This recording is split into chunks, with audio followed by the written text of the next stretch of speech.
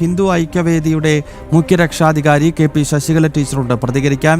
Teacher, ഈ കൊട്ടിയൂർ ക്ഷേത്രവുമായി ബന്ധപ്പെട്ട് ഇപ്പോൾ ഉയരുന്ന ഒരു വിഷയം, അവിടെ ഒരു ഇല്ലാത്ത ആചാരം നടത്താൻ ഒരു മുസ്ലിം കുടുംബം ശ്രമിച്ചതാണ്. ടീച്ചർ കണ്ടിട്ടുണ്ടല്ലോ ആ വീഡിയോ ഉൾപ്പെടെ. അപ്പോൾ ഇതിലൊരു ദുരൂഹതയില്ലേ? ടീച്ചർ എങ്ങനെ പ്രതികരിക്കുന്നു?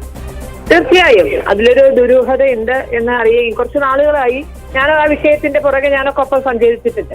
അവരോട് വളരെ കൃത്യമായ ഒരു ആസൂത്രണം, ഒരു അജണ്ട അതിന്റെ പിന്നിലുണ്ട് എന്ന് ബോധ്യമായിട്ടുണ്ട്. കാരണം കൊട്ടിയൂർ മഹോത്സവം ഇന്നലെ തുടങ്ങിയതല്ല.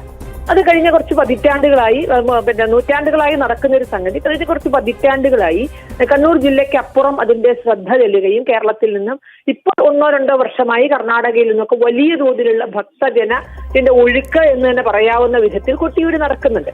അപ്പൊ ഈ സന്ദർഭത്തിലാണ് ഇത്തരത്തിലൊരു ആചാരം പറഞ്ഞുകൊണ്ട് ഇതുവരെ ആർക്കും അവിടെ കേട്ടുകഴിവിയില്ല, അല്ലെങ്കിൽ ഇതുവരെ ആരും അവകാശവാദം ഉന്നയിച്ചു വന്നിട്ടില്ല.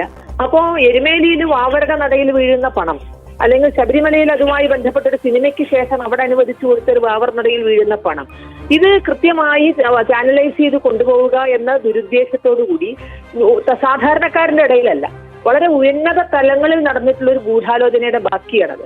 കാരണം ഇവിടെ വന്ന ഈ വാഹിദ് എന്ന വ്യക്തി സാധാരണക്കാരനല്ല.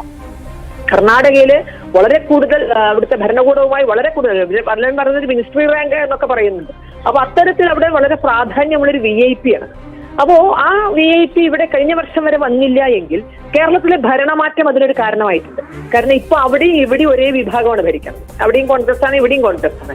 മനസ്സിലാക്കുന്നത് ഇവിടുത്തെ പോലീസുകാർ ഇദ്ദേഹത്തിന് ഒപ്പം നിന്നിട്ടുണ്ട് എന്നുള്ളതാണ്. ഇവിടുത്തെ ക്ഷേത്രത്തിന്റെ ട്രസ്റ്റ് അധികാരികൾ ആരും അതിനെ അനുകൂലിച്ചിട്ടില്ല, ഒപ്പം നിന്നിട്ടില്ല. ഏതോ ഒരു വ്യക്തി മാത്രം അതിലെന്തോ കൂടെ നിൽക്കുകയും ഇതേ പറഞ്ഞ പോലെ ഇത് ആവർത്തിച്ച് പറഞ്ഞു എന്നുള്ളതിൽ കവിഞ്ഞ് ട്രസ്റ്റ് ഭാരവാഹികൾ ഇന്നലെ ഇവരെ വളരെ കൃത്യമായി തള്ളി പറഞ്ഞിട്ടുണ്ട് ഇങ്ങനെ ഒരു ആചാരം ഇല്ല എന്നുള്ളത്.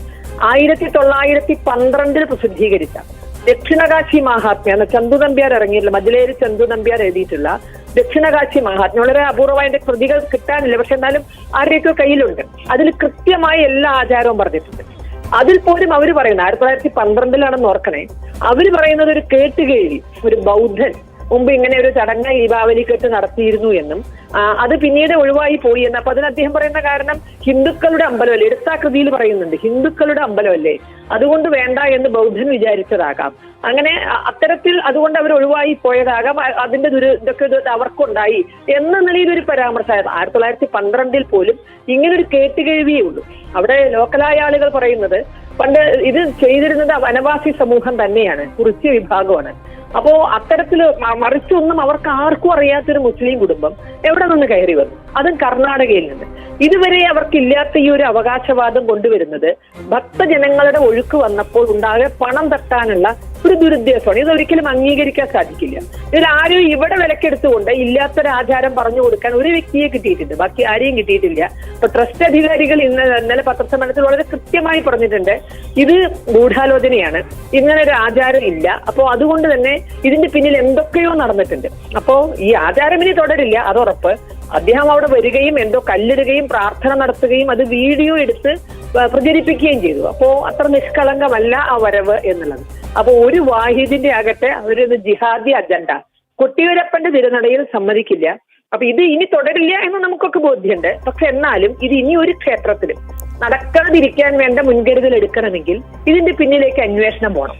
എവിടെയൊക്കെയാണ് ഇതിന്റെ ഗൂഢാലോചന നടന്നത് എന്നറിയണം. ഇത് നമുക്കറിയാം, കർണാടകയിലാണ് ധർമ്മസ്ഥലയുമായി ബന്ധപ്പെട്ട വലിയ വിവാദം ഉണ്ടാക്കിയത്.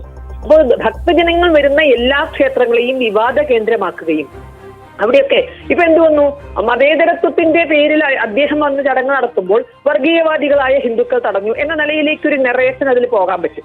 അപ്പൊ ഇങ്ങനെ ഓരോ വിഷയത്തിലും നമ്മൾ കാണുന്നതൊന്നും ആകസ്മികമായി സംഭവിക്കണതല്ല. ഓരോന്നിലും എങ്ങനെയായിരിക്കണം ചർച്ച പോകേണ്ടത് എന്നുവരെ ഉയർന്ന തലത്തിൽ ഗൂഢാലോചന നടക്കുന്നുണ്ട്. അതുകൊണ്ട് ഹൈന്ദവ സമൂഹം ഒന്നുകൂടി വിജിലന്റ് ആകണം എന്നാണ് ഇതിൽ നിന്നൊക്കെ മനസ്സിലാവുന്നത്. ഇത് ശരിക്കും പറഞ്ഞാൽ കേസെടുത്ത് ഈ വാഹിദിനെ ശിക്ഷിക്കേണ്ടതാണ്. ഇത്രയും വലിയൊരു ആചാര ലംഘനം നടത്തിയതിന് കേരള പോലീസ് കൂട്ടുനിന്നതിന് ഇത് കേസെടുത്ത് ശിക്ഷിക്കേണ്ട ഒരു വിഷയമാണ്. ആചാര ലംഘനം മാത്രമല്ല, ഹൈന്ദവ സമൂഹത്തെ ഒരു നെഗറ്റീവ് സൈഡിലേക്ക് മാറ്റി നിർത്താനുള്ള ഒരു ശ്രമം കൂടി ഇതിന്റെ ഭാഗത്തു നിന്ന് ഉണ്ടായിട്ടുണ്ട്. തടഞ്ഞേ മതിയാകുള്ളൂ. ഓക്കെ.